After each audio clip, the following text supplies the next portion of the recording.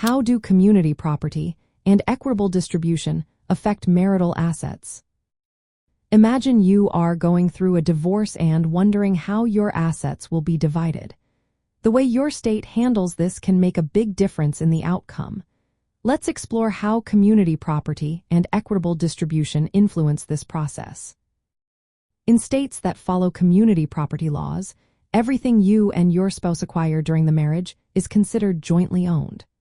This means that all assets and debts gained during the marriage are split equally, regardless of who earned more or contributed more. For example, if you bought a house or a car during your marriage, each of you is entitled to half of its value.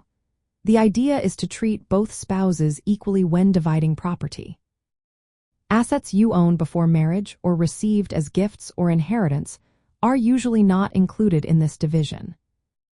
On the other hand, states that use equitable distribution aim for a fair, but not necessarily equal, split of assets and debts. Courts look at many factors to decide what is fair. They consider how long you were married, each person's income and earning potential, and contributions like taking care of the home or children. If one spouse supported the other's career or sacrificed earning opportunities, that can influence the division.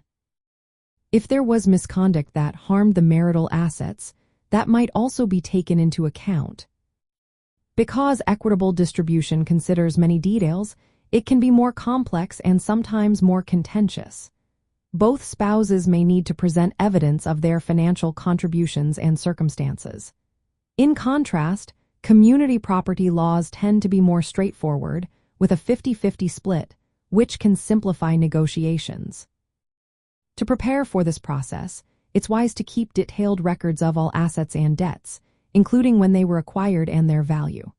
Separate property, like assets owned before marriage or received as gifts, is usually excluded unless there is an agreement to include it. Consulting legal and financial professionals can help you understand how your state's laws will apply. Remember, hiding assets or making emotional decisions can complicate the division and affect the final outcome. In summary, community property laws requiring an equal split of marital assets and debts, making the process more predictable. Equitable distribution seeks a fair division based on the couple's unique circumstances, which can lead to a more personalized but sometimes more complicated process. Knowing these differences helps you better navigate property and debt division during divorce.